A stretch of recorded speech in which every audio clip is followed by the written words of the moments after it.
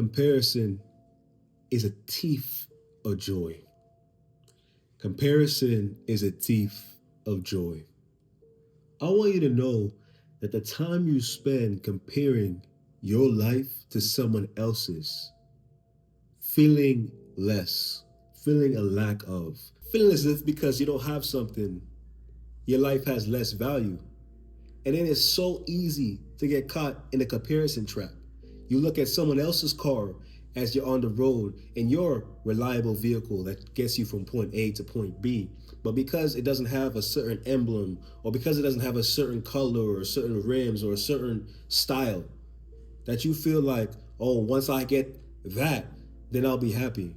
Or you live in an area and you're like, oh, I have a roof over my head, the bills is paid, but when I live here, then everything will get better.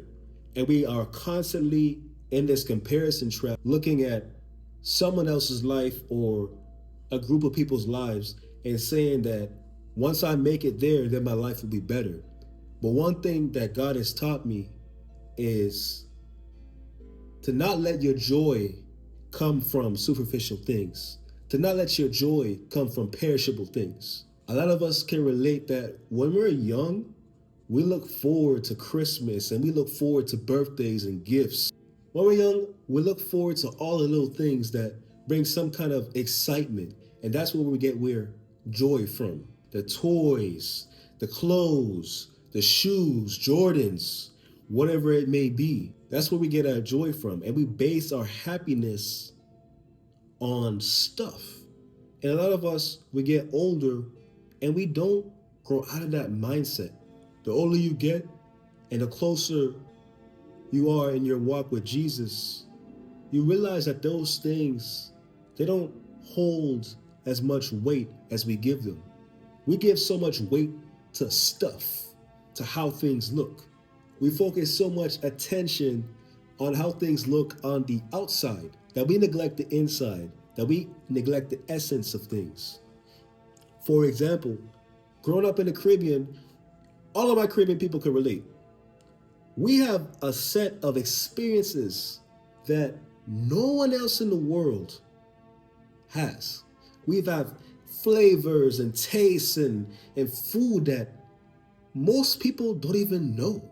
You know how many people on the earth, they never had no doubles, they never had no packed juice, they never had no calori, they never had no currants roll, no pudding, none of that.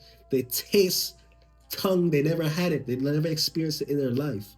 But they will live on the earth and die never experiencing these flavors at least once.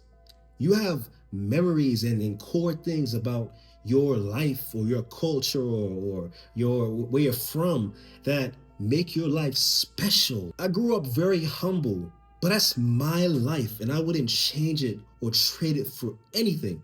Those experiences have taught me so much and I never complained about it.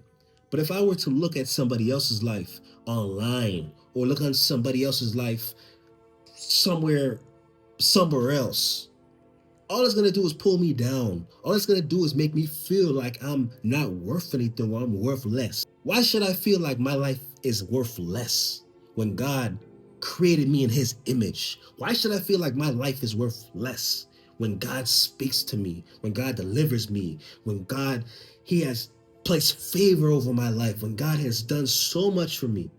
But for me to look at my neighbor's grass and to see it's more green and to feel like I'm worthless, I'm ugly, I'm this, I'm that, because I don't have this and I don't have whatever he has. Constantly looking at what other people have is going to continue to strip everything. And it's only going to hold you back.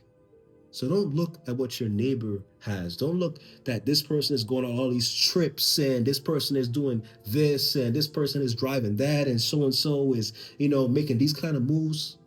You want something, pray about it. You have something that you have a taste for. You have something that you want to try. You have something that you want to experience. Pray about it. Your life doesn't have to stay the way that it is forever if you don't want it to. But are you going to involve God? Are you going to go on that walk with him? Are you going to be like Abram and become Abraham through Jesus? Are you going to be like Joseph and become king Through Jesus. Are you going to be like David and become anointed and become a ruler? Through Jesus.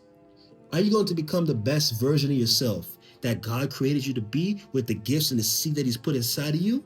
Are you going to allow Him to take it from a dormant stage and let it bloom into something with fruition and fruit? Do you want your life to bear the fruit that it was meant to have?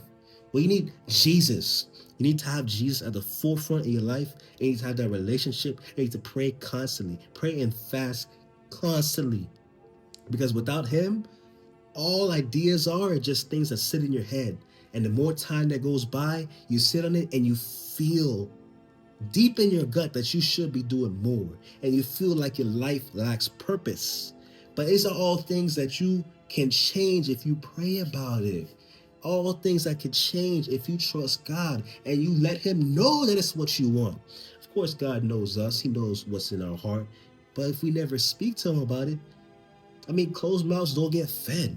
And how is God ever supposed to just put something in your lap without giving you the blueprint, without giving you the vision, without giving you the illumination for where you should go, without giving you the opportunity to put yourself in position to get to where you need to go? But because your mindset is lacking, because your negativity is holding you down, you're not ready for that life, brother.